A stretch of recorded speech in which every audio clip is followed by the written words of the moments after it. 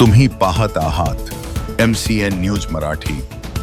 बुलढाणा जिल्ह्यातील जळगाव जामोद शहरामध्ये काल 16 जुलैच्या रात्री 9 ते 10च्या सुमारास बजरंग दलाचे नगर गोरक्षा प्रमुख ज्ञानेश्वर कोथळकर हे त्यांच्या वडिलांना हॉस्पिटलमध्ये घेण्याकरिता गेले असता ज्ञानेश्वर कोथळकर व त्याच्या कुटुंबियांवर दलाल हॉस्पिटलमध्ये जाऊन 10 ते 12 गौ तस्करांनी संघटितपणे भ्याड हल्ला करून मारहाण केल्याची घटना घडली आहे। या घटनेमध्ये ज्ञानेश्वर कोथळकर जखमी झाले असून त्यांच्या कुटुंबातील लोकांनाही मारहाण झाली आहे। या घटनेच्या निषेधार्थ आज 17 जुलै रोजी विश्व हिंदू परिषद व बजरंग दल यांच्या वतीने आरोपींवर कठोर कारवाई करण्याबाबत निवेदन देण्यात आले आहे।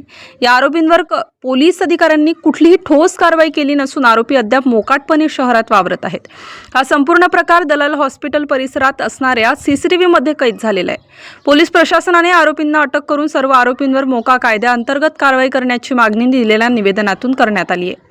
सदर निवेदन देतेवेळी बजरंग दल जिल्हा गोरक्षा प्रमुख नंदू दलाल, ॲडव्होकेट विजय धर्मे, अजय वंडाळे, रितेश डोबे, सागर ढगे, गणेश धांडे, परम राजपूत, सुनील तिवारी यांच्यासह विश्व हिंदू परिषद बजरंग दल यासह विविध संघटनेचे पदाधिकारी प्रामुख्याने उपस्थित होते। MCN न्यूज मराठीकरिता संपादक राजीव वाढे, जळगाव।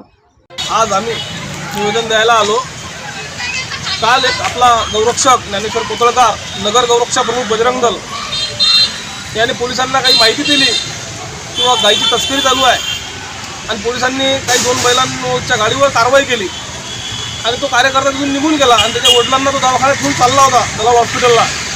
तर काही गहू तस्कर, गहू माफिया यांनी त्याच्यावर हल्ला चढवला।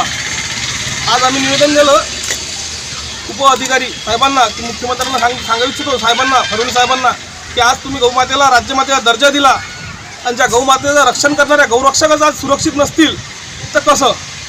तर या आरोपीवर कठोरात कठोर कारवाई करावी अशी आम्ही सगळे बजरंग दलाचे आणि हिंदुवादी संघटनेचे सगळे पदाधिकारी आणि कार्यकर्ते निवेदन देत आहे। अन्यथा आम्ही याच्यावर नंतरही लोकशाही मार्गाने मोठे आंदोलन छेडू।